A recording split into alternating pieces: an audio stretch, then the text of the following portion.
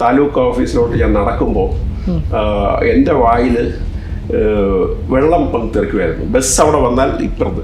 അപ്പോൾ അദ്ദേഹം ടി വിയിലൂടെ പറഞ്ഞത് എനിക്ക് ഇപ്പോഴും ഓർമ്മയുണ്ട്. എൻ്റെ ചങ്കിൽ മീഡിയൻ പുല്ല് പൂന്തോട്ടം ഉൾക്കൊള്ളാത്ത ഒരു CM ആണ്. അപ്പോൾ let us wait for his natural ending.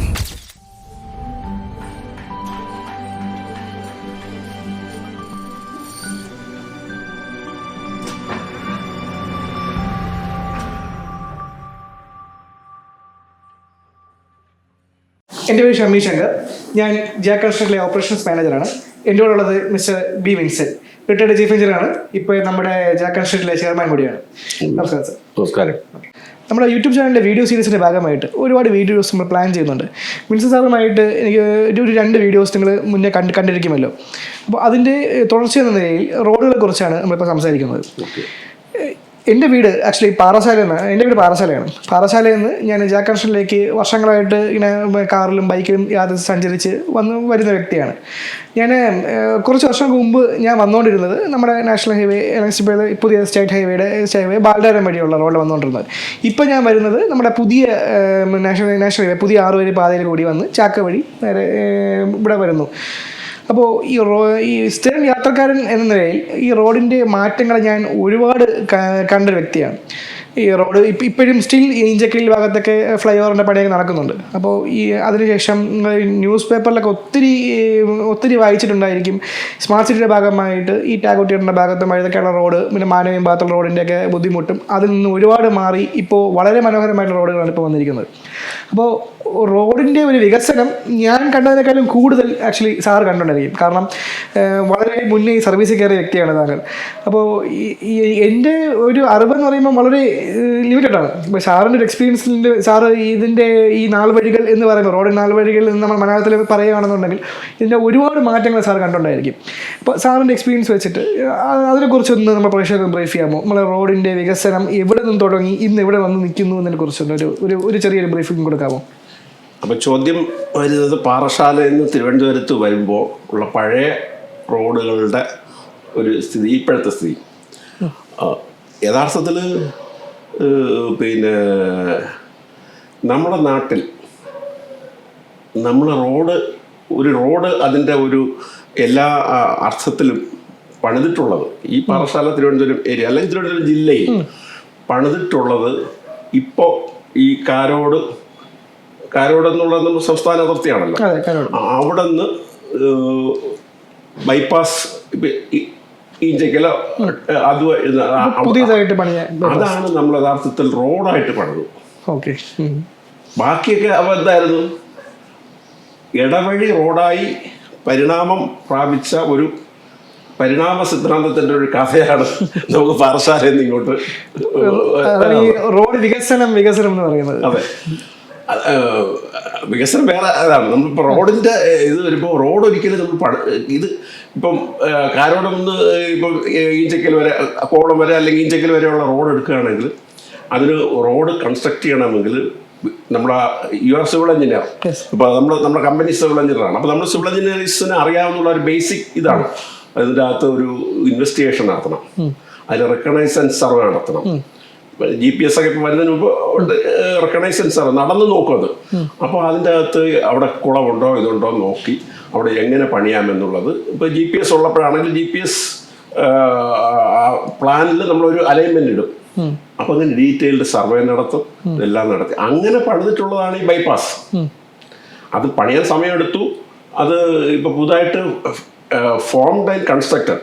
Kovalam വരെ നേരത്തെ ഫോം ചെയ്തിരുന്നു, മുക്കോല വരെ നേരത്തെ ഫോംഡ് ആൻഡ് കൺസ്ട്രക്റ്റഡ്. ഇപ്പം മുക്കോല മുതൽ അങ്ങോട്ട് ഇപ്പോഴാണ് ഫോം ചെയ്യുകയും കൺസ്ട്രക്ട് ചെയ്യുകയും സംഗതി ഈ കംപ്ലീഷൻ ആവുകയും ചെയ്തപ്പം വി വിൽ ഗെറ്റ് ഒരു നല്ല ഒരു ഫീൽ വരുന്നത്. അപ്പം തിരുവനന്തപുരം കന്യാകുമാരി റോഡ് പഴയ NH ഇവിടെ കരമനയിൽ ആ റോഡിന്റെ ഒരു പേരുണ്ട്, അറിയാമോ? എന്താണ് അറിയില്ല. MC റോഡ് എന്ന് കേട്ടിട്ടില്ലേ? MC റോഡ് എങ്ങനെയാണ്? Main central road of Travancore, തിരുവിതാംകൂറിന്റെ മെയിൻ സെൻട്രൽ റോഡ്. അപ്പം തിരുവനന്തപുരം കന്യാകുമാരി റോഡിന് MS റോഡ് എന്നാണ് പറയുന്നത്, main southern road. Southern road, okay. അങ്ങനെയാണ് മെയിൻ സദേൺ റോഡ്. ഈ തിരുവനന്തപുരം ബാലരാമൻ റോഡ് എൻ്റെ ചെറുപ്പത്തിൽ എനിക്കത് ഫീൽ ചെയ്തിട്ടുള്ള നെയ്യാറ്റിൻകര ബസ് സ്റ്റാൻഡിൽ നിന്ന് നെയ്യാറ്റിൻകര താലൂക്ക് ഓഫീസിലോട്ട് ഞാൻ നടക്കുമ്പോൾ എൻ്റെ വായിൽ വെള്ളം വന്ന് തെറിക്കുമായിരുന്നു. ബസ് അവിടെ വന്നാൽ ഇപ്പുറത്ത് it was A concrete block കൊണ്ട് പണിത കോൺക്രീറ്റ് റോഡായിരുന്നു. ഓ, ഇപ്പോഴത്തെ ടാറിട്ട റോഡ് മുന്നേ, അതായത് പാറശാല തിരുവനന്തപുരം റോഡ് കോൺക്രീറ്റ് റോഡായിരുന്നു. അത് പിന്നെ രണ്ട് സൈഡും പിന്നെ ഓരോ മീറ്റർ വൈഡൻ ചെയ്ത് ടാർ ചെയ്ത് കുട്ടപ്പനാക്കിയ കാലഘട്ടം ഞാൻ പാറശാലയിൽ തിരുവനന്തപുരത്ത് വന്ന ഒരു കാലഘട്ടം ഞാൻ പറയാം. 87 to 91 പാറശാല ബൈക്കിൽ വരും. അപ്പൊ 2 ലൈൻ വിത്ത് ഒരു 2 ലൈനിനേക്കാളും കൂടുതൽ വീതിയുള്ളത്. അപ്പോഴത്തേക്കും നിങ്ങൾക്ക് ഇപ്പൊ അനുഭവിച്ച ഒരു സുഖമില്ലേ, അത് കാരോട് നിന്ന് വന്നതിന്റെ ആ സുഖത്തിലാണ് ഞാൻ വന്നിട്ടുള്ളത് ബൈക്കിൽ. അത് എസ്പെഷ്യലി ഒരു 6 മണി 7 മണി കഴിഞ്ഞാൽ അവിടെ ആളില്ല, ജംഗ്ഷനിൽ മാത്രം 2-3 പേര് നിൽക്കും. ഇന്നത്തെ തിരക്കും ട്രാഫിക് കൺജഷനും അത്രയ്ക്ക് ട്രാഫിക് വോളിയം കുറഞ്ഞിരുന്നു. അപ്പം നമ്മൾ ഒരിക്കലും ഈ MS റോഡ് നമ്മളിപ്പോൾ ഈ പറഞ്ഞ കോൺക്രീറ്റ് ഉണ്ടായിരുന്നത് എനിക്ക് ഓർമ്മ വെച്ച കാലം, ഇത് ആദ്യം ഒരു നടവഴിയോ ഇടവഴിയോ ആയിരുന്നു. പിന്നെ തിരുവനന്തപുരം കന്യാകുമാരി റോഡാണ് ഞാൻ പറഞ്ഞത്, നടവഴിയോ ഇടവഴിയോ ആയിരുന്നു.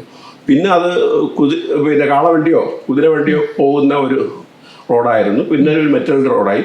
അപ്പം അന്നേ സ്വാതന്ത്ര്യം കിട്ടുന്ന ആ കാലഘട്ടത്തിൽ തന്നെ രാജാവ് കുറച്ചുകൂടെ താല്പര്യമുള്ളതാണ്ട് ഇത് രണ്ട് കോൺക്രീറ്റ് റോഡാക്കി. ടാറിങ്ങിൻ്റെ ഇതൊന്നും വന്നില്ല, ടാറോടെ ക്രൂഡ് ഓയിലൂടെ ഇറക്കുമതി ചെയ്ത് തുടങ്ങിയില്ല, അങ്ങനത്തെ കാലഘട്ടം. ഞാനിങ്ങനെ പഴയ എൻ്റെ കുറച്ച് ഒരു പഴയ അറിവ് വെച്ചിട്ട് പണ്ടത്തെ റോഡെന്ന് പറയുമ്പോഴത്തേക്കും ഈ ചെളിയും മെറ്റലും കൂടി മിക്സ് ചെയ്ത് ഒരു സർഫസ് ഉണ്ടാക്കിയിട്ട് അതിൽ നിന്നാണ് റോഡ് ടാറ് വരുന്നു, പിന്നെ ടാർ റോഡ് ആകുന്നു, പിന്നെ കോൺക്രീറ്റ് ആകുന്നു, ഇങ്ങനെ പല മാറ്റങ്ങൾ വന്നിട്ടുണ്ട്. അപ്പോൾ അതിനെക്കുറിച്ച് എന്താണ് പറയാനുള്ളത്? അതായത് നമുക്ക് സ്വാതന്ത്ര്യം കിട്ടിയപ്പോൾ 1947 നമുക്ക് 2 പ്രോവിൻസ് ഉണ്ടായിരുന്നു. തിരുക്കൊച്ചി ആയിരുന്നു ആദ്യം വന്നത്.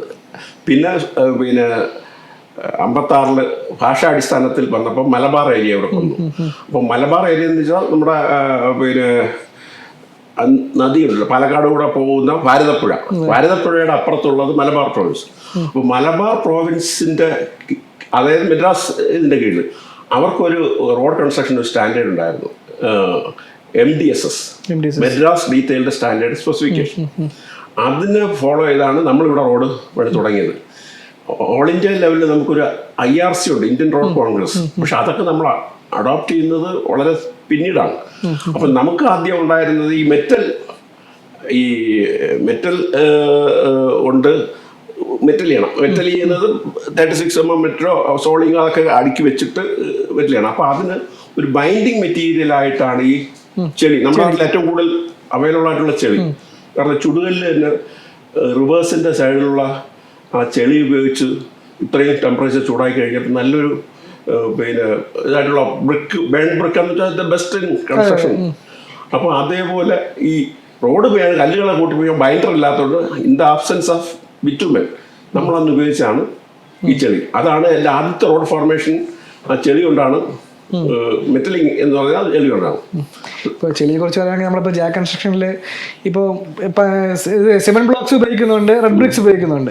അപ്പം നല്ല റെഡ് ബ്രിക്സ് ഇപ്പം കിട്ടാനില്ല എന്നുള്ളത് ഒരു ഫാക്റ്റാണ്. എന്നിരുന്നാലും ഇപ്പോൾ സിമന്റ് ബ്ലോക്കുകളാണ് ഇപ്പോൾ ഉപയോഗിക്കുന്നത്. അപ്പം അവിടെ തന്നെ കൺസ്ട്രക്ഷൻ മേഖലയിലുള്ള ട്രാൻസ്ഫോർമേഷൻ സാറിന് ഇപ്പം പ്രത്യേകം പറയേണ്ട ആവശ്യമില്ലല്ലോ. അപ്പോൾ അതേപോലെ തന്നെ റോഡിൻ്റെയും ട്രാൻസ്ഫോർമേഷൻ ചെളിയിൽ നിന്ന് ഈ ടാറിങ്ങിലേക്കും പിന്നെ ഇപ്പോൾ കോൺക്രീറ്റിലേക്കും പോകുന്നു എന്നുള്ളതാണ് ഒരു സത്യാവസ്ഥ. അല്ല, ഈ ബ്ലോക്കിൻ്റെ കാര്യം പറഞ്ഞപ്പോൾ എൻ്റെ വീട് പണ്ട് പണിതിട്ടുള്ളത് മഡ് ബ്ലോക്ക് കൊണ്ടാണ്. അതായത് പിന്നെ ഈ ചുടുകല്ല് പോലെ ഉണ്ടാക്കും. ഈ നമ്മളെ ഈ കോൺക്രീറ്റ് ബ്ലോക്ക് പോലെ ഉണ്ടാക്കിയിട്ട് വെയിലത്ത് വെച്ച് ഉണക്കിയിട്ട് അത് ചെളിയിലും കുമ്മായത്തിലും കൂടെ ചേർത്തൊക്കെയാണ് ഉണ്ടാക്കുന്നത്. അതിൻ്റെ ഒരു റിഫൈൻഡാണ് ബേൺ ബ്രിക്ക്. അതായത് ചുടുകൽ ചെറിയ സൈസിലെടുത്തിട്ട് ചൂളയിൽ വെച്ചൊക്കെ അത് പിന്നീടാണ് വരുന്നത്. അപ്പം ഈ മഡ് ബ്രിക്ക് വരുന്നതിന് മുമ്പ് തന്നെ ചെളി കൊണ്ടുവന്ന് അടിച്ചു, കയ്യാല കണ്ടിട്ടില്ല, ചെളി കയ്യാല അതുപോലെ അടിക്കുകയാണ് ഓളുണ്ട്. എന്നിട്ട് അപ്പം അങ്ങനെ ഒരു നമ്മുടെ ഇപ്പോൾ മെറ്റീരിയൽസിൻ്റെ കാര്യത്തിലായാലും റോഡ് കൺസ്ട്രക്ഷൻ മെറ്റീരിയൽസിൻ്റെ കാര്യത്തിലായാലും ബിൽഡിംഗ് കൺസ്ട്രക്ഷൻ മെറ്റീരിയൽസിൻ്റെ കാര്യത്തിലായാലും എല്ലാം നമ്മളൊരു എവല്യൂഷൻ്റെ റോഡിൻ്റെ വീതി എടുക്കുന്ന കാര്യം എവല്യൂഷനിലൂടെ വന്നതാണ്. പുതുതായിട്ട് റോഡ് പണിയുമ്പോൾ നമുക്ക് സൂപ്പറായിട്ട് തോന്നും. സാർ, ഈ IRC സ്പെസിഫിക്കേഷൻ കാര്യം പറഞ്ഞല്ലോ. ഇപ്പോൾ നമ്മളെ കൺസ്ട്രക്ഷൻ മേഖലയാണല്ലോ നമ്മൾ ഫോളോ ചെയ്യുന്നത് IS കോഡ് വെച്ചിട്ടാണ് നമ്മളെ ബിൽഡിംഗ് നമ്മളെ കൺസ്ട്രക്ഷൻ എല്ലാ ബിൽഡിങ്സും നമ്മൾ പണിയുന്നത്. ബിൽഡിങ്സ് മാത്രമല്ല നമ്മളെ സ്റ്റീൽ സ്ട്രക്ചറും എനി സോർട്ട് ഓഫ് വർക്ക് നമ്മൾ ഫോളോ ചെയ്യുന്ന പ്രൊസീജിയറാണ്. ഇപ്പോൾ ഇന്ത്യൻ റോഡ് കോൺഗ്രസ് വെച്ചിട്ടാണ് ഇന്ത്യയിൽ റോഡുകളെല്ലാം പണിയുന്നത്. എൻ്റെ അറിവ് ശരിയാണെന്നുണ്ടെങ്കിൽ ഒരു കാലഘട്ടം വരെയും നമ്മളെ ഈ കേരള ഗവൺമെൻറ് അല്ലെങ്കിൽ കേരളത്തിലെ റോഡ് കൺസ്ട്രക്ഷൻസ് IRC അല്ല ഫോളോ ചെയ്തെന്നാണ് ഞാൻ വിശ്വസിക്കുന്നത്. പക്ഷേ പല വിദേശ രാജ്യങ്ങളും നമ്മളെ ഇന്ത്യയുടെ IRC ഫോളോ ഉണ്ടെന്നാണ്. പക്ഷേ ഇന്ത്യക്കകത്തുള്ള ഈ കേരളം പോലെ ഈ മനോഹരമായ ഈ ഒരു സംസ്ഥാനത്ത് IRC ഫോളോ ഇല്ലായിരുന്നു എന്നാണ് ഞാൻ മനസ്സിലാക്കിയത്. അതെന്തുകൊണ്ടാണ്? അതിനെക്കുറിച്ച് എന്താണ് സാറിന് പറയാനുള്ളത്? അത് പിന്നെ ഞാനൊരു ഇതാണ് MC റോഡ് വൈഡൻ ചെയ്ത് വേൾഡ് ബാങ്ക് സ്കീം അനുസരിച്ച് നിങ്ങൾ ആ ഇയർ ഓർക്കുന്നുണ്ട് 2001 കാലത്ത്. അപ്പം അതിൽ വർക്ക് ചെയ്യാൻ വേണ്ടി വന്നത് മലേഷ്യൻ ആൾക്കാരാണ്. മലേഷ്യ എന്നുള്ള രാജ്യത്തു നിന്നുള്ള എൻജിനീയേഴ്സാണ്. അപ്പോൾ അവർ ആ 2000-ലും നമ്മളിവിടെ മെറ്റലിങ്ങിന് നമ്മൾ നേരത്തെ പറഞ്ഞല്ലോ ചെളി കൊണ്ടുള്ള മെറ്റലിങ്ങിന് IRC Indian road Congress WBM എന്ന് മെറ്റലിംഗ് 2 രീതിയിലുണ്ട്. WBM എന്ന് വാട്ടർ ബോൺ മെക്കാഡവും ഉണ്ട്, വെറ്റ്മിക്സ് മെക്കാഡവും ഉണ്ട്. വെറ്റ്മിക്സ് മെക്കാഡം എന്ന് പറയുമ്പോൾ മെറ്റൽ പല ഗ്രഡേഷനിൽ എടുത്തിട്ട് അതിൽ 6 mm കാണും, 12 mm കാണും, 36 mm കാണും, അതിൻ്റെ കുറേ ഡസ്റ്റും കാണും. അതിന് കംപ്രസ് ചെയ്തിട്ട് ചെയ്യുന്നതാണ്. അപ്പോൾ ഇത് രണ്ടും IRCക്ക് സ്പെസിഫിക്കേഷൻ ഉണ്ടെങ്കിലും കേരളത്തിൽ എഗെയിൻ വാട്ടർ ബോൺ മെക്കാഡവേ ചെയ്യേണ്ടി വന്നുള്ളൂ. കാരണം നമ്മുടെ നാട്ടിൽ ക്വാറി സമർത്ഥമായി വന്നത് 2000-ന് ശേഷം. അതിനു മുമ്പ് ക്വാറി എന്ന് വെച്ച് കഴിഞ്ഞാൽ ആരെങ്കിലും വസ്തുവിൽ ഒരു പാറ തള്ളിയിരിക്കുന്നതിന് ഇട്, അപ്പം ആ പാറ എങ്ങനെയെങ്കിലും പൊട്ടിച്ചിട്ട് ലോറിയിൽ കടത്തിക്കൊണ്ടുപോകും. അതിൽ ഒരു പ്രൊഫഷണലായിട്ട് ചെയ്യുന്നില്ല. അപ്പോൾ അതുകൊണ്ട് പാറപ്പൊടി എന്നുള്ള ഒരു സാധനം നമുക്ക് കിട്ടിയിട്ടില്ല. അപ്പോൾ പാറപ്പൊടി ഇല്ലാത്തത് കൊണ്ട് ഇന്ത്യൻ റോഡ് കോൺഗ്രസിൻ്റെ സ്പെസിഫിക്കേഷൻ 2 ഉണ്ടായിരുന്നെങ്കിലും നമ്മളിതാ ഫോളോ ചെയ്തു. അപ്പം ഞാൻ പറഞ്ഞത് മലേഷ്യയിലുള്ളവർ ചോദിച്ചു, അതാണ് അതിൽ വൈറ്റലായിട്ടുള്ളവർ മലേഷ്യയിലുള്ളവർ ചോദിച്ചു, we are following IRC specification. ഈ 2001 കാലഘട്ടത്തിൽ ചോദിക്കണം. But you are following the MDSS Madras retail standard specification. അപ്പോൾ നമ്മൾ പറഞ്ഞു അപ്പോൾ IRCയിലും ഈ 2 ഓപ്ഷൻ ഉണ്ടല്ലോ, അതായത് വാട്ടർ ബോൺ മെക്കാഡം ചെയ്യാൻ. അത് കേരളം പോലുള്ള സ്ഥലത്ത് ക്വാറി ഡസ്റ്റ് കിട്ടാത്തത് കൊണ്ട് അങ്ങനെ വെച്ചതാണ്. അപ്പം ഞങ്ങൾ IRC ഇന്ത്യൻ റോഡ് കോൺഗ്രസിൻ്റെ കണ്ടമാന സ്പെസിഫിക്കേഷൻ ഉണ്ടെങ്കിലും അത് അവർ നേരത്തെ ഫോളോ ചെയ്ത് നമുക്ക് ഫോളോ ചെയ്യാൻ പറ്റില്ല. ഫോളോ ചെയ്താലും നമുക്ക് ഇത് കിട്ടാനില്ല, പാറപ്പടി കിട്ടാനില്ല. ആ സിനാറിയോ മനസ്സിലായോ? അപ്പം പിന്നെ 2000 അടുപ്പിച്ചൊക്കെയാണ് നമ്മൾ വെറ്റ്മിക്സ് മെക്കാഡത്തിലോട്ട് മാറി. ഇപ്പം വെറ്റ്മിക്സ് മെക്കാഡം തന്നെയാണ് ചെയ്യുന്നത്, വാട്ടർ ബോൺ മെക്കാഡം ചെയ്യുന്നില്ല. സർപ്പം റോഡിൻ്റെ വികസനവും റോഡിൻ്റെ കൺസ്ട്രക്ഷനും അതിൻ്റെ ഒരു ഹിസ്റ്ററി എല്ലാം സർപ്പം പറഞ്ഞു. പക്ഷേ ഈ ഇടയ്ക്കൊരു ന്യൂസിൽ കണ്ടൊരു വളരെ ദുഃഖകരമായ വാർത്ത, നാഷണൽ ഹൈവേ പുതിയ ഹൈവേ പൊളിഞ്ഞു വീണ ഒരു ന്യൂസ് കണ്ടിട്ടുണ്ടായിരിക്കും. അപ്പോൾ അതിനെ ചുറ്റിപ്പറ്റി ഒരുപാട് കാര്യങ്ങൾ ഇങ്ങനെ സോഷ്യൽ മീഡിയയിലൊക്കെ പേപ്പറിലൊക്കെ വരുന്നുണ്ട്.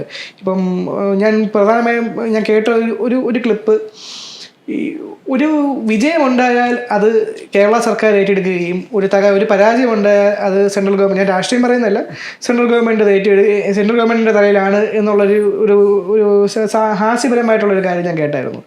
എനിക്ക് സാറിനോട് ചോദിക്കാനുള്ളത്, ആക്ച്വലി ഈ ഒരു നാഷണൽ ഹൈവേയുടെ കൺസ്ട്രക്ഷൻ എൻ്റെ കൺസ്ട്രക്ഷൻ്റെ ക്രെഡിറ്റ് നമുക്ക് ആർക്ക് കൊടുക്കാൻ പറ്റും? ഇത് ആരുടെയൊക്കെ ഇൻവോൾവ്മെൻ്റ് ഉണ്ട് ഇതിൻ്റെ കൺസ്ട്രക്ഷന് വേണ്ടി? അതിനെക്കുറിച്ച് ബ്രീഫ് ചെയ്യാമോ? നമുക്ക് അറിയാമല്ലോ, നാഷണൽ ഹൈവേ എന്ന് പറയുന്നത് ഗവൺമെൻറ് ഓഫ് ഇന്ത്യയുടെ കീഴിലുള്ളതാണ്. അങ്ങനെയാണെങ്കിൽ നാഷണൽ ഹൈവേ ഇംപ്ലിമെൻറ്റ് ചെയ്യുന്നതിന് നാഷണൽ ഹൈവേയുടെ കേരള PWDക്ക് ഒരു നാഷണൽ ഹൈവേ വിങ് ഉണ്ട്. അതിൻ്റെ ചീഫ് എഞ്ചിനീയറും ആൾക്കാർ, അതിൻ്റെ താഴെയുള്ള അസിസ്റ്റന്റ് എഞ്ചിനീയർ വരെയുള്ള സെറ്റപ്പ് ഉണ്ട്. അപ്പോൾ ഗവൺമെൻറ് ഓഫ് ഇന്ത്യയുടെ പൈസ ഉപയോഗിച്ചു പിന്നെ കേരള വിങ് ഉപയോഗിക്കുന്നു. അപ്പം Government of India national highway വിങ്ങിലാണ് ഒരു വർക്ക് ചെയ്യുന്നതെങ്കിൽ നമുക്ക് പറയാം അതിന് സാങ്ഷൻ ചെയ്തതിൻ്റെ ക്രെഡിറ്റ് ഗവൺമെൻറ് ഓഫ് ഇന്ത്യക്കും ഇംപ്ലിമെൻറ്റ് ചെയ്തതിൻ്റെ ക്രെഡിറ്റ് ഗവൺമെന്റ് ഓഫ് ഇന്ത്യക്കും ഗവൺമെന്റ് ഓഫ് കേരളയ്ക്കും കൊടുക്കാം. ഗവൺമെന്റ് ഓഫ് ഇന്ത്യ എന്ന് വെച്ചാൽ അവർ കൺട്രോൾ ചെയ്യുന്നത് നാഷണൽ ഹൈവേ എഞ്ചിനീയേഴ്സ് തോന്നുമ്പോൾ ഞങ്ങൾ സ്പെസിഫിക്കേഷൻ ചെയ്തു. പിന്നെ ഇപ്പം വന്ന ഫെയിലുവർ എന്ന് പറഞ്ഞാൽ എന്തുകൊണ്ട്, ഇപ്പം 2 ചോദ്യമാണ് ഇപ്പം ഷമ്മിയുടെ ചോദിച്ചത്. നാഷണൽ ഹൈവേ ഫെയിലുവർ വന്നപ്പോൾ അത് ഫെയിലുവർ വരുന്നതിന് മുമ്പ് നടപ്പിലാക്കിയതിന്റെ ക്രെഡിറ്റ് ഗവൺമെന്റ് ഓഫ് കേരള എടുത്തു. അത് ഇടതുപക്ഷ ഇപ്പോഴത്തെ ഭരണകക്ഷി എടുത്തു. ഫെയിലുവർ വന്നപ്പോൾ അവര് വിട്ടുപോയി. ഞാൻ ആൻസർ വൺ വേർഡിൽ പറയുകയാണെങ്കിൽ രണ്ടും ശരിയാണ്. അപ്പൊ ചോദിക്കും അതെങ്ങനെ ശരിയാകും എന്നുള്ള സാധാരണ ഒരു ചോദ്യം ഉണ്ടല്ലോ. അപ്പൊ അത് വരുമ്പോ അതിലാണ് നമ്മൾ PPP ഈ കാര്യങ്ങൾ കൂടുതൽ ചർച്ച ചെയ്തിരുന്നു. ഈ നാഷണൽ ഹൈവേ പബ്ലിക് പ്രൈവറ്റ് പാർട്ണർഷിപ്പിലൂടെ ടേക്കപ്പ് ചെയ്യാൻ വേണ്ടി നാഷണൽ ഹൈവേ ചെയ്യാൻ വേണ്ടി ഉണ്ടാക്കിയ സ്ഥാപനമാണ് National Highway Authority of India. അപ്പോൾ അവർ അതിനാണ്. അപ്പോൾ അതിലോട്ട് വരുമ്പോൾ ഈ നാഷണൽ ഹൈവേ മിനിസ്റ്റർ ഫോർ ട്രാൻസ്പോർട്ടിൻ്റെ കീഴിൽ national highway Kerala national highway wing അവരുടെ കൺട്രോളിൽ വെച്ചിരിക്കുന്ന റോഡ് NHAIക്ക് വിട്ടുകൊടുക്കണം. അപ്പം അങ്ങനെ വിട്ടുകൊടുത്ത് നടപ്പിലാക്കിയതാണ്. അപ്പോൾ ഇംപ്ലിമെൻറ്റേഷനിൽ കേരള ഗവൺമെൻറ്റിൻ്റെ ഒരു എഞ്ചിനീയറിംഗ് വിങ്ങും ഇല്ല. NHAI ഏതെങ്കിലും വർക്ക് ചെയ്തിട്ടുണ്ടെങ്കിൽ അതിൽ അപാകത ഉണ്ടെങ്കിൽ ഒരു കേരള PWയുടെ കേരള ഗവൺമെൻറ്റിന് കീഴിലുള്ള പോലീസ് വിജിലൻസ് ഉണ്ട്. പോലീസ് വിജിലൻസ് തന്നെ വർക്കിൻ്റെ നോക്കുന്ന പ്രത്യേക വിങ്ങുണ്ട്. അതേപോലെ കേരള ഫൈനാൻസ് ഇൻസ്റ്റിറ്റ്യൂട്ട് ഇല്ല, ഫൈനാൻസ് ഡിപ്പാർട്ട്മെന്റിന്റെ കീഴിൽ ഫൈനാൻസ് ഇൻസ്പെക്ഷൻ വർക്ക്സ് വിങ് ഉണ്ട്. അവർക്കൊന്നും NHAI ചെയ്യുന്നതിലോട്ട് പോകാൻ പറ്റൂല, ജൂറിസ്ഡിക്ഷൻ ഇല്ല. NHAI ചെയ്യുന്നത് പോകണമെങ്കിൽ CBI മാത്രമേ പാടുള്ളൂ, ഗവൺമെന്റ് ഓഫ് ഇന്ത്യയുടെ. അപ്പൊ അതുകൊണ്ടാണ് ആ ഇംപ്ലിമെന്റേഷൻ ഫെയിലുവറിൽ കേരള ഗവൺമെന്റ് ഓൺ ചെയ്യാത്തത്. NH വിങ് ആണ് ചെയ്തിരുന്നെങ്കിൽ ഓൺ ചെയ്യുമായിരുന്നു. അപ്പൊ നമ്മൾ ചോദിക്കും എന്തുകൊണ്ട് അവർ ക്രെഡിറ്റ് എടുത്തു ഇംപ്ലിമെന്റേഷന്. ക്രെഡിറ്റ് എടുത്ത കാര്യം പറയുമ്പോഴത്തേക്കും ഞാൻ എപ്പോഴും പിന്നെ മുഖ്യമന്ത്രിമാരെയും, കേരളത്തിൽ വരുമ്പോൾ മുഖ്യമന്ത്രിയും കേന്ദ്രത്തിൽ വരുമ്പോൾ പ്രധാനമന്ത്രിയും മോർത്തിന്റെ മിനിസ്റ്ററേയും ആണ് അതിൻ്റെ ഉത്തരവാദിത്വം കൊടുക്കുള്ളൂ. കാരണം പിന്നെ ഇത് 2006 മുതൽ 2011 വരെ BS അച്യുതാനന്ദനായിരുന്നു മുഖ്യമന്ത്രി. നമ്മുടെ NSDP national highway development project 1, 2 ഒക്കെ വന്നത് 2005, 2006 തുടങ്ങി അവസാനം ഇംപ്ലിമെൻ്റ് ചെയ്യണമെന്ന് ഫുൾ ഇതിൽ വന്നത് 2007, 2008 അപ്പോൾ അന്നേരം പിന്നെ NSDP 2, 3 അത് ഇംപ്ലിമെൻ്റ് ചെയ്യേണ്ട സമയം വന്നപ്പോൾ ലാൻഡ് വിഡ്ത്തിൻ്റെ ഒരു പ്രശ്നം വന്നിരുന്നു. അതായത് ഓൾ ഇന്ത്യ ലെവലിൽ 60 മീറ്ററാണ് നാഷണൽ ഹൈവേക്ക് ഫുൾ വീട്ടിൽ പിന്നെ 4 ലൈനോ 6 ലൈനോ പണിതിട്ട് സർവീസ് റോഡ് ചെയ്യാൻ വേണ്ടി ലാൻഡ് വേണ്ടത്. കേരളത്തിനും ഗോവയ്ക്കും അത് 45 മീറ്ററായിട്ട് കുറവ് ചെയ്ത് കൊടുത്തു. പക്ഷെ VS Achuthanandan he is more relying on the പരിസ്ഥിതിവാദികൾ. അപ്പം ഞാൻ ആ കാലഘട്ടത്തിൽ NHൽ എക്സിക്യൂട്ടീവ് എഞ്ചിനീയറായിട്ടൊക്കെ ഇരുന്നിട്ടുണ്ട്. ഞങ്ങൾ NHലെ എക്സിക്യൂട്ടീവ് എഞ്ചിനീയറായിട്ടോ ഞങ്ങളുടെ സൂപ്പർ എഞ്ചിനീയറോ ഞങ്ങളുടെ ചീഫ് എഞ്ചിനീയറോ ചെന്ന് സാർ ഇത് ഇത്രയും വേണം എന്ന് പറഞ്ഞു കഴിഞ്ഞാൽ അദ്ദേഹത്തിന് കൺവിൻസ് ചെയ്യാൻ പാടാണ്. PWD മിനിസ്റ്റർ കൺവിൻസ് ചെയ്താലും CMനെ കൺവിൻസ് ചെയ്യാൻ പാടാണ്. ഒരു സമയത്ത് പിന്നെ ഈ പരിസ്ഥിതിവാദികളുടെ സംസാരത്തിൽ പിന്നെ അവരെല്ലാം പറഞ്ഞു കൊടുത്തു 3 മീറ്ററാണ് ഒരു line width. 3 metre line width എന്ന് പറഞ്ഞു കഴിഞ്ഞാൽ കോർപ്പറേഷൻ റോഡിനാണ്, മറ്റതിന് 360. ഓക്കെ, അപ്പം 360 വിഡ്ത്തിന് 6 വരി പാത ഉണ്ടെങ്കിൽ അദ്ദേഹം 3 മീറ്റർ ഇൻറ്റു 6 18 മീറ്റർ പോരെ. അപ്പം മനസ്സിലായോ? അപ്പം 4 വരിക്കും ഒരു സർവീസ് റോഡ് സിംഗിൾ ലൈൻ അല്ലേ, അപ്പം 18 മീറ്റർ പോരെ, അല്ലെങ്കിൽ 20 മീറ്റർ വെച്ചോ. അപ്പം നമ്മൾ പറയുന്നത് എന്താ സാർ, മീഡിയൻ വേണം. 3 മീറ്റർ 4 മീറ്റർ മീഡിയം എന്തിനാണ്? അപ്പോൾ അദ്ദേഹം TV-യിലൂടെ പറഞ്ഞത് എനിക്ക് ഇപ്പോഴും ഓർമ്മയുണ്ട്. എൻ്റെ ചങ്കിൽ മീഡിയൻ പുല്ല് പൂന്തോട്ടം അത് ഇപ്പം മനസ്സിലാവില്ല. ഈ മീഡിയൻ എന്തിനാണ് 6 മീറ്റർ കൊടുത്തിരിക്കുന്നത്? എവിടെയെങ്കിലും ഒരു കട്ട് ഓഫ് ടേൺ ചെയ്യണമെങ്കിൽ ആ ടേണിങ് റേഡിയസിന് വേണ്ടിയാണ്. പിന്നെ നമ്മൾ ഇപ്പം 4 മീറ്ററാണ് ഈ കാരോട് ഉള്ള മീഡിയം കൊടുത്തിരിക്കുന്നത്. ഈ 4 മീറ്റർ മീഡിയൻ എന്ന് പറയുന്നത് നിങ്ങളൊന്ന് ആലോചിച്ചു, കുറേ കാലം കഴിഞ്ഞിട്ട് ഒരു 4 line flyover throughout പണിയണമെങ്കിൽ അതിൻ്റെ നടുക്കുള്ള ഗ്രൂപ്പ് ഓഫ് പൈൽസിന് 3 മീറ്റർ ഇൻറ്റു 3 മീറ്ററിൻ്റെ ഹെഡ് മതി, പൈൽ ക്യാപ്പ് മതി. ഓക്കെ. അപ്പം ഈ നാഷണൽ ഹൈവേ പൊയ്ക്കൊണ്ടിരിക്കുമ്പോൾ നമുക്ക് പൈൽ ചെയ്യാൻ പറ്റും, പിന്നെ ഇത് ചെയ്യാൻ പറ്റും. അപ്പം 4 ലൈൻ ഇത് വന്നു കഴിഞ്ഞു. അതിൻ്റെ പുറത്ത് പിന്നെ മെട്രോ കൊടുക്കാൻ പറ്റും. ഓക്കെ. ഇതിൻ്റെ ക്ലാസിക് എക്സാമ്പിൾ കാണണമെങ്കിൽ ഞാൻ ഏറ്റവും തൊഴുന്നത് നിതിൻ ഗഡ്കരി, നോർത്ത് മിനിസ്റ്ററാണ്. അദ്ദേഹത്തിൻ്റെ സ്ഥലമാണ് നാഗ്പൂർ. 2018 നാഗ്പൂരിൽ വെച്ച് IRC, ഞാൻ ഇന്ത്യൻ റോഡ് കോൺഗ്രസിൻ്റെ ഒരു സ്ഥിരം മെമ്പറാണ്, എന്നെ വിളിച്ചേ പറ്റും അവർക്ക്. അപ്പോൾ ആ ഇതിൽ പോയത് ഞാൻ കണ്ടു. നാഗ്പൂർ സിറ്റിയിൽ ആൾറെഡി 4 ലൈൻ റോഡാണ്, മീഡിയനുള്ള 4 ലൈൻ റോഡാണ്. ആ മീഡിയൻ 1-2 മീറ്ററേ ഉള്ളൂ. അതിൽ നിന്ന് 4 മീറ്ററോ 3.5 മീറ്ററൊക്കെ ഒപ്പിച്ചെടുത്ത് ഈ ത്രൂ ഔട്ട് സിറ്റിയിൽ 4 ലൈനും അതിൻ്റെ പുറത്ത് മെട്രോയും, ഈ 4 ലൈനും മെട്രോയും നമ്മുടെ ലുലു മാള് പോലുള്ള വലിയ മാളുകളിലോട്ട് അകത്തോട്ട് കയറുന്നതും അവരുമായിട്ട് ഇത് ഷെയർ ചെയ്യുന്നതും എല്ലാം ഇത്. അപ്പോൾ എന്തിനാണ് മീഡിയം കൊടുക്കുന്നത് മനസ്സിലായല്ലോ. അപ്പോൾ 2011 UDF വന്നത്. അപ്പം we are in a very hope at least. കാരണം എപ്പോഴും ഇത് ഇപ്പം നിങ്ങളൊരു ചോദ്യം ചോദിച്ചല്ലേ, എന്തുകൊണ്ട് മൻമോഹൻ സിംഗ് ചിരിച്ചു എന്നുള്ളത് ഈ തിരഞ്ഞെടുക്കപ്പെടുന്നതിന് മുമ്പ് LDF ഭരിക്കുമ്പോൾ ലാസ്റ്റിൽ. അപ്പോൾ VS അച്യുതാനന്ദൻ അങ്ങനെയുള്ളവർ ഇതിനോട്ട് വരില്ല എങ്കിലും ഇവിടെ കോൺഗ്രസ് ഉണ്ടല്ലോ. അപ്പോൾ കോൺഗ്രസ് എങ്കിലും ഇതിന് പ്രതിപക്ഷമെങ്കിലും ആവശ്യപ്പെടുമെന്ന്. അപ്പോഴാണ് ഈ ആൾ പാർട്ടി മീറ്റിംഗ് കൂടി ഒരു തീരുമാനമാക്കിയാണ്. എല്ലാ പാർട്ടികളും പറയാണ് 30 മീറ്റർ മതി. അത് വായിച്ചു നോക്കിയപ്പോഴാണ് മൻമോഹൻ സിംഗ് ചിരിച്ചത്. എല്ലാ പാർട്ടിയും കൂടെ അത് തീരുമാനിക്കുകയാണ്, മനസ്സിലായോ? അതാണ് തിരിച്ചത്. റോഡ് കണക്ടിവിറ്റിയുടെ ഇമ്പോർട്ടൻസ് ആർക്കും അന്നത്തെ കാലത്ത് മനസ്സിലായില്ല. അതായത് അദ്ദേഹത്തിന് അറിയാം LDF പിന്നെ VS അച്യുതാനന്ദനാണെങ്കിൽ ഇങ്ങനെ ആകും, കോൺഗ്രസ്സുകാരെങ്കിലും ഇതിലുള്ളവരുണ്ട്. പക്ഷെ അവരും കൂടെ ഈ എടുത്തപ്പോൾ ഇതായി. അത് മൻമോഹൻ സിംഗ് ചിരിക്കാനുള്ള. എനിക്ക് വിഷമം 2011 മുതൽ 2016 വരെ ഉമ്മൻചാണ്ടി CM വന്നല്ലോ, അദ്ദേഹത്തിന് ഇതുണ്ടല്ലോ, അവരുടെ പാർട്ടിക്കാർ അങ്ങനെ ഭയങ്കരമായിട്ട് 30 മീറ്റർ ഒന്നും പറഞ്ഞിട്ടില്ല. പക്ഷെ he also stick on this up to his period ending. അതിന് പോയിന്റ് മനസ്സിലായി. അത് എനിക്ക് ഏറ്റവും ഞങ്ങളുടെ ഗ്രൂപ്പിലൊക്കെ ഒരു ചർച്ചയൊക്കെ വരുമ്പോൾ ഞാൻ പറഞ്ഞു, ഇതിൻ്റെ ആദ്യത്തെ മെയിൻ ഉത്തരവാദി നടക്കാത്തതിൻ്റെ ഫസ്റ്റ് ആള് VS ആണ്, രണ്ടാമത്തെ ആൾ ഉമ്മൻചാണ്ടിക്ക് അത് 5 കൊല്ലം പീരീഡ് കഴിഞ്ഞില്ലേ. VS ആണ് 1-2 പീരീഡ് വർഷമല്ലേ തുടങ്ങിയുള്ളൂ. പിന്നെ കാലം കഴിയുമ്പോൾ മനുഷ്യന് താല്പര്യം വരുമല്ലോ, അത് സമൂഹത്തിന് താല്പര്യം വരുമല്ലോ ഡെവലപ്മെന്റിന്. അത് വന്ന 2016 വരെ തോന്നില്ല. പിന്നെ ഇന്നത്തെ മുഖ്യമന്ത്രി VS പിണറായി വിജയൻ, അദ്ദേഹം മുഖ്യമന്ത്രിയായി ചർച്ച ചെയ്തപ്പോൾ ആദ്യത്തെ ദിവസം തന്നെ പറഞ്ഞു, എനിക്ക് നെക്സ്റ്റ് ഡേ നാഷണൽ ഹൈവേയുടെ ഉദ്യോഗസ്ഥരുമായിട്ട് ചർച്ച ചെയ്യണം.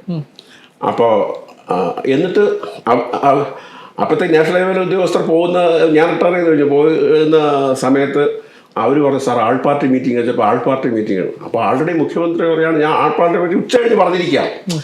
രാവിലെ ഉദ്യോഗസ്ഥരെ വിളിച്ചിട്ട് ഉച്ച കഴിഞ്ഞുള്ള മീറ്റിങ്ങിൽ പിന്നെ ഈ ആൾക്കാർ വിളിച്ചു. ആൾ പാർട്ടി വിളിക്കുമ്പോൾ ഒരിക്കലും വിളിക്കാത്ത ഈ കപട പരിസ്ഥിതിവാദികളും കൂടെ കയറി വരുന്നു. അവരെ മുഖ്യമന്ത്രി പറഞ്ഞു പുറത്തു പോകാൻ പറഞ്ഞു. അതിനെയാണ് ഒരു ഇതായിട്ടിടത് കടക്ക് പുറത്തു എന്ന് പറഞ്ഞത്. നമ്മുടെ ഒരു ഭരണകർത്താവ് പുറത്തു പോകാൻ ഡിസർവിങ് ആയിട്ടുള്ള ആൾക്കാരെ പുറത്ത് അയക്കാതിരിക്കുന്നതാണ് എപ്പോഴും ഭരണത്തിൻ്റെ കുഴപ്പം. അപ്പം അദ്ദേഹം ബോൾഡായിട്ട് കടക്ക് പുറത്തു പോകാൻ പറഞ്ഞു. അദ്ദേഹം ഈ പറഞ്ഞതിനല്ല ഞാൻ ബഹുമാനിക്കുന്നത്. 2 കാര്യങ്ങൾ അന്നേരം എടുത്തു. 45 മീറ്ററാണ് വേണ്ടത്, there is no question of ചർച്ച, അത് ഉടനെ അറിയിക്കാൻ പറഞ്ഞു. അപ്പോഴത്തേക്ക് രണ്ടാമത്തെ കാര്യം അദ്ദേഹം ഫയലിലൂടെ അതായത് ചാർജ് എടുത്തതിൻ്റെ ഫയലിലൂടെ മനസ്സിലാക്കി, ലാൻഡ് അക്വസിഷന് തടസ്സമായിരുന്നത് 25% കേരളം കൊടുക്കണം. കാരണം ഹൈ ലാൻഡ് അക്വസിഷൻ കോസ്റ്റ് വന്നു. ഗോവയിലെ പോലെ അല്ല, ഇവിടെ ഭയങ്കര ലാൻഡ് അക്വസിഷൻ കോസ്റ്റ് വന്നു. അപ്പോൾ കാരണം ലാൻഡ് അക്വയർ ചെയ്യാൻ പോകുന്നു എന്ന് അറിയുമ്പോൾ തന്നെ സൈഡിലുള്ള സ്ഥലമെല്ലാം റിയൽ എസ്റ്റേറ്റ് മാഫിയ തിരിച്ചു വാങ്ങി അങ്ങനെ ഒരു ആവശ്യമില്ലാതെ എസ്കലേറ്റ് ചെയ്യുന്നത്. അപ്പോൾ ആ 25% കോസ്റ്റ് കൊടുക്കാനും തീരുമാനിച്ചു. ഇത് 2 കാര്യം ഇപ്പോൾ കുഴപ്പം വന്നു. സോ ഇതുകൊണ്ടാണ് ഇടതുപക്ഷക്കാർ ഈ നാഷണൽ ഹൈവേ നടക്കാനുള്ള കാരണം അതിൻ്റെ ക്രെഡിറ്റ് ഇവരെടുക്കുന്നത്. കഴിഞ്ഞ 2 മുഖ്യമന്ത്രി, അത് കൂടുതലും ഉമ്മൻചാണ്ടി, 5 കൊല്ലമായിട്ട് ചെയ്യാത്ത കാര്യങ്ങൾ ഞങ്ങൾ ചെയ്തു, ഒറ്റ ദിവസം കൊണ്ട് ചെയ്തു, അതുകൊണ്ട് നടന്നു. മനസ്സിലായി. ഞാൻ പറയുന്നത് ഓരോരുത്തർ ചെയ്ത ക്രെഡിറ്റ് എടുക്കുന്നതിന് നമ്മൾ എതിരിക്കേണ്ട കാര്യമില്ല. ഓക്കെ സാർ പറഞ്ഞ കാര്യം മനസ്സിലായി. എനിക്ക് തോന്നുന്നു പ്രേക്ഷകർക്ക് മനസ്സിലായെന്ന് തോന്നുന്നു. ബിക്കോസ് അതൊരു വളരെ നല്ലൊരു ഇൻഫർമേഷൻ ആണ്. കാരണം ഈ apart from joke, this is the serious thing happened behind the papers അല്ലേ? അപ്പോൾ എനിക്ക് ഇതിന് ലിങ്ക് ഒരു ചോദ്യം ചോദിക്കുകയാണെന്നുണ്ടെങ്കിൽ, വൈ ഫെയിലുവർ? അവിടെ എന്തുകൊണ്ടാണ് ആ ഫെയിലുവർ സംഭവിച്ചത്? അതിനെക്കുറിച്ച് സാറിന് എന്താ പറയാനുള്ളത്? പിന്നെ ഫെയിലുവർ നമ്മൾ ഒറ്റ വാക്കിൽ ഇപ്പം ഇത് ചോദിച്ചപ്പോൾ തന്നെ ഗവൺമെൻറ് ക്രെഡിറ്റും ഇത് ഉത്തരവാദിത്തം എടുക്കാത്ത എൻ്റെ കാര്യം പറയുന്നത്, ഇത് പിന്നെ നമ്മൾ യഥാർത്ഥത്തിൽ നമ്മളിപ്പോൾ PPP കുറിച്ച് പറഞ്ഞു, കുറേയധികം റോഡിനെ കുറിച്ച് 2-3 എപ്പിസോഡ് പല മേഖലയിൽ പറഞ്ഞാലേ ഇതിനുള്ള കറക്റ്റ് ഉത്തരം പ്രേക്ഷകർക്കും മറ്റും മനസ്സിലാവുള്ളൂ. പിന്നെ സിമ്പിളായിട്ട് ഞാൻ പറയാം, 3 മേഖലയിലായിരിക്കാം ഇതിലുള്ള മിസ്റ്റേക്ക്. ഒന്ന് ഫൗണ്ടേഷൻ ഫെയിലിയർ, അതായത് പിന്നെ വയലുള്ള ഭാഗത്ത് 1 മീറ്ററിൽ 50 സെൻറ്റിമീറ്റർ അല്ലെങ്കിൽ 1 മീറ്ററിൽ കൂടുതൽ ക്ലേ ഉണ്ടെങ്കിൽ അവിടെ സ്പെഷ്യൽ ട്രീറ്റ്മെൻറ്റ് എടുക്കണം. ഒന്നുകിൽ അതെടുത്ത് മാറ്റണം, അല്ലെങ്കിൽ സാൻഡ് പൈലിങ് കൊടുക്കണം. എനിക്കറിയാവുന്നുള്ളത് തിരുവനന്തപുരം, കൊല്ലം, അഷ്ടമുടിക്കായലിൽ വലിയ ഡെപ്ത് ഇല്ല, വലിയ ക്ലേ ഇതില്ല. അത് കഴിഞ്ഞാൽ കായംകുളം കഴിഞ്ഞാൽ ഈ ഉള്ള വയൽ പോർഷനോ വാട്ടർ ഇത് 1 മീറ്ററിൽ കൂടുതൽ പിന്നെ ഇതുണ്ട്, ക്ലേ ഉണ്ട്. എറണാകുളത്തൊക്കെ നല്ല ക്ലേ ആണ്, ക്ലേയും പിന്നെ സാൻഡും ഉണ്ട് അടിയിൽ. എറണാകുളത്തിൻ്റെ നമ്മൾ വേറെ രീതിയിൽ എടുക്കാൻ വേണ്ടി പരശുരാമൻ മഴ എറിഞ്ഞ് കരയാക്കിയ സ്ഥലമാണെന്ന് തോന്നുന്നു. കാരണം ക്ലേ അത്രത്തോളം ഇല്ല, സാൻഡാണുള്ളൂ. പക്ഷെ ഈ പറഞ്ഞ പിന്നെ മലബാർ ഏരിയ വരുമ്പോൾ വയലുകളിൽ സാധാരണ ഇതിൽ തന്നെ 3-4 മീറ്റർ ക്ലേ ഉണ്ട്. അപ്പോൾ ആ ക്ലേക്കുള്ള സ്പെഷ്യൽ ട്രീറ്റ്മെൻറ്റ്, സാൻഡ് പൈലിങ്ങോ ക്ലേ റിമൂവ് ചെയ്യുന്നതോ ഒന്നും ചെയ്യാത്തതായിരിക്കാം ഒരു കാരണം. അപ്പോൾ ഒരാൾ എൻ്റെ അടുത്ത് പറഞ്ഞു, IIT മദ്രാസിൽ അയച്ചല്ലേ. അപ്പം ഞാനും IIT മദ്രാസിൽ പഠിച്ചിട്ടുണ്ട്, IIT മദ്രാസ് ആണ് നല്ലത്. IIT മദ്രാസിന് കൊടുത്ത ആ റിപ്പോർട്ടിൽ, സോയിൽ റിപ്പോർട്ടിൽ ഈ ക്ലേയുടെ കണ്ടന്റ് ഇത്ര ഡെപ്തിലുണ്ടെന്നുള്ള മാറ്റിയാൽ പോരെ? അത് മനസ്സിലായോ? അങ്ങനെ ചെയ്താൽ അത് വരും. പിന്നെ ഇതൊരു കാര്യം, ഇതെല്ലാം വന്നിട്ടുള്ളത് പിന്നെ ഈ സ്ട്രെയിറ്റ് ലൈൻ കഴിഞ്ഞിട്ട് കർവ് സ്റ്റാർട്ട് ചെയ്യുന്നതിനിടയ്ക്കാണ് ട്രാൻസിഷൻ കർവ് ഉള്ളത്. അപ്പോൾ ഷമ്മിക്കറിയാമല്ലോ, നമ്മുടെ സ്ട്രെയിറ്റ് ലൈനിൽ പോകുന്ന ഒറ്റ മൊമെന്റിൽ വരുമ്പോൾ സെൻട്രിഫ്യൂഗൽ ഫോഴ്സ് ഉണ്ടല്ലോ. അപ്പോൾ അത് കറക്റ്റ് ചെയ്യാനാണ് ട്രാൻസിഷൻ കർവ്.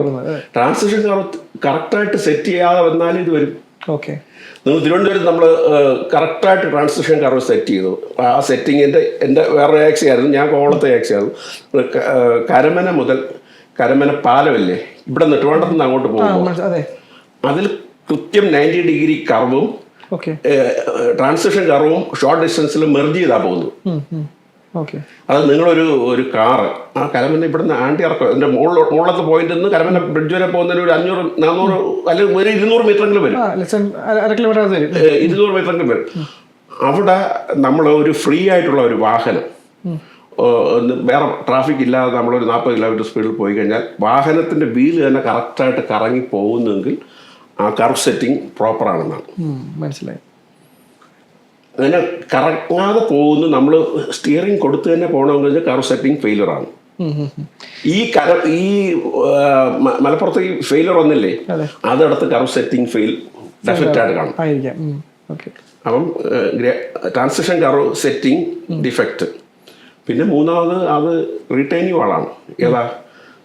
പിന്നെ RE വാൾ, റീൻഫോഴ്സ്ഡ് എർത്ത് വാൾ. റീൻഫോഴ്സ്ഡ് എർത്ത് വാൾ ഈ ലെഫ്റ്റ് സൈഡ് ഒരു യൂണിറ്റ് ഉണ്ട്, റൈറ്റ് സൈഡ് ഉണ്ട്, ഒരു m² പോലെ. ഇത് തമ്മിൽ കേബിൾ വെച്ച് കണക്ട് ചെയ്തിട്ട് റോൾ ചെയ്യണം.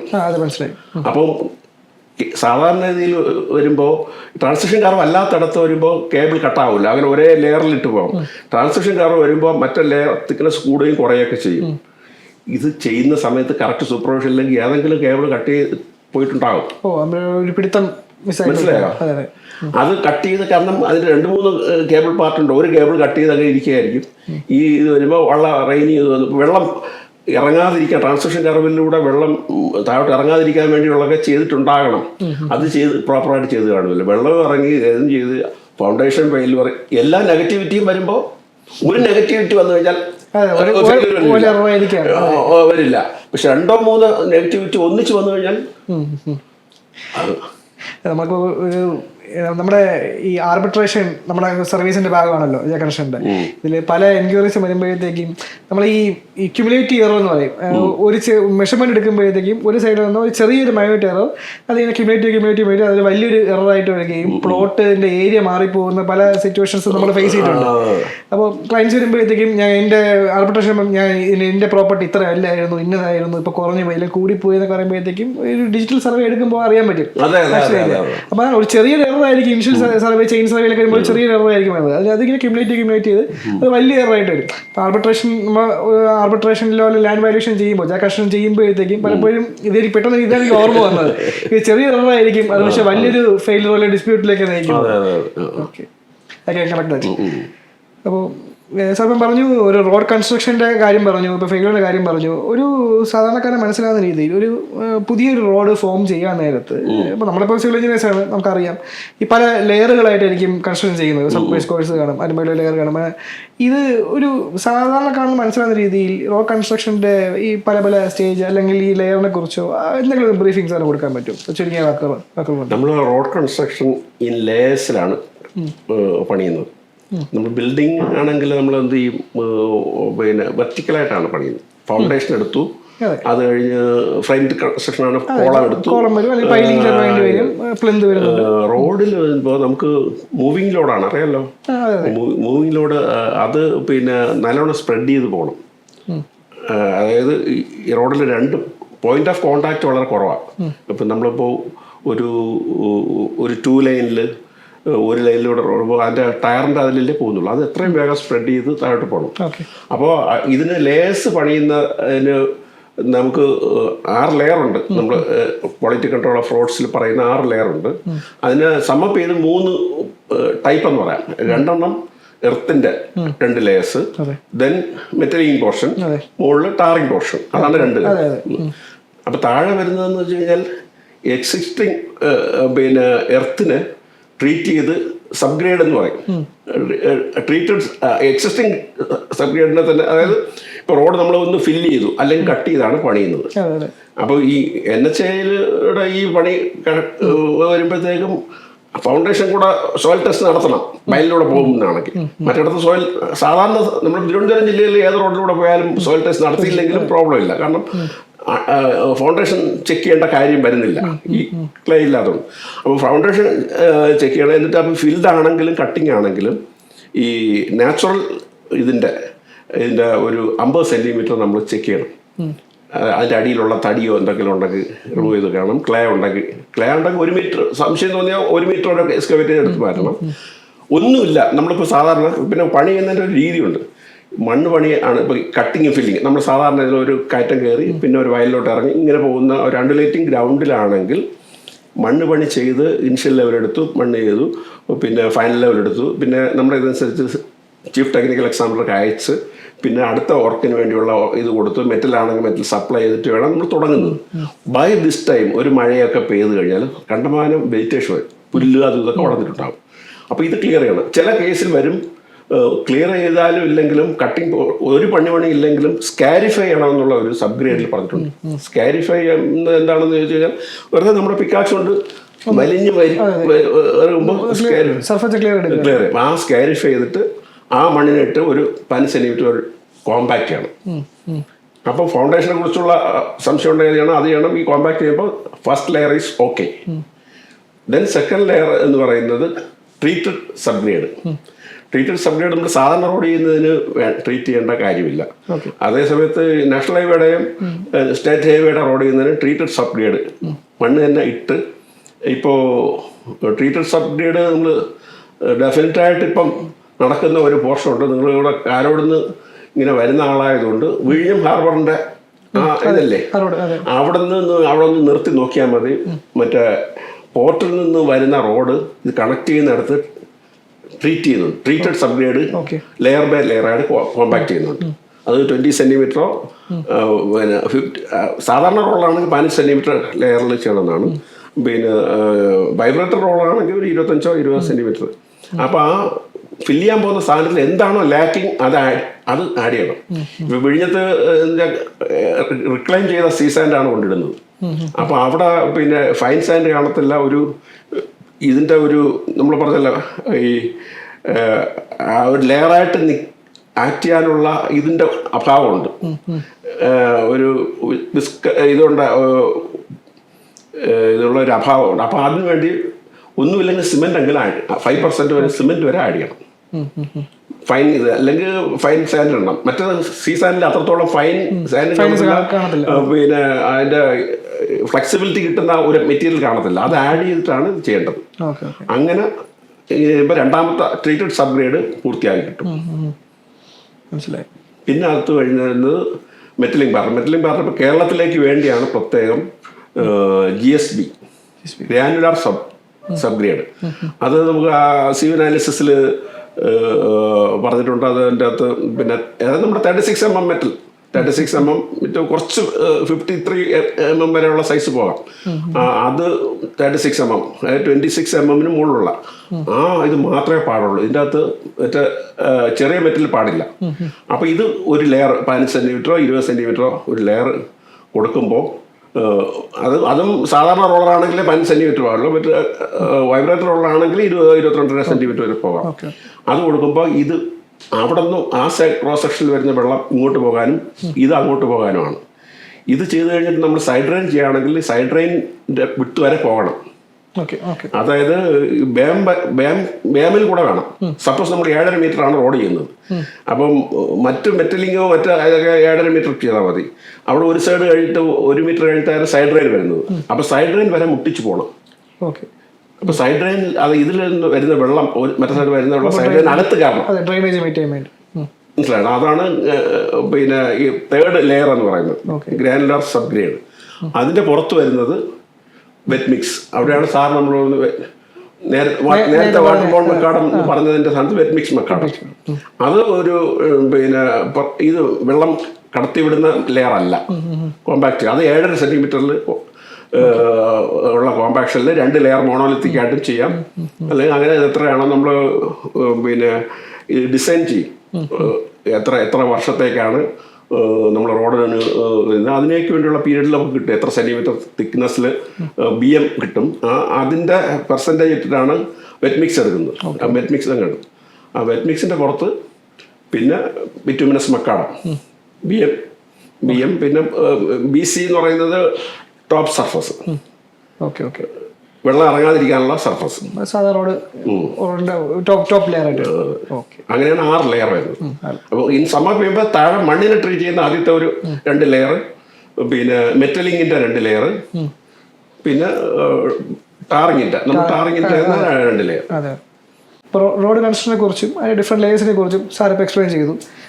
Thanks for that. എനിക്കിപ്പോൾ ആൾമോസ്റ്റ് 1 hour ആവുമെന്ന് തോന്നുന്നു ഈ വീഡിയോ. അപ്പോൾ ഒരുപാട് ലെങ്തി ആക്കണ്ട, നമുക്കൊന്ന് ചുരുക്കാം. അപ്പോൾ നമുക്ക് ഇതിൻ്റെ കണ്ടിന്യൂറ്റി ആയിട്ട് അതിൻ്റെ ബാക്കി നമുക്ക് നെക്സ്റ്റ് എപ്പിസോഡിൽ നമുക്ക് ഡെഫിനറ്റ്ലി സാർ എക്സ്പ്ലെയിൻ ചെയ്യുന്നതായിരിക്കും. സോ ഇതുവരെ ഈ വീഡിയോ കണ്ടത് എല്ലാവർക്കും റിയലി താങ്ക് യു.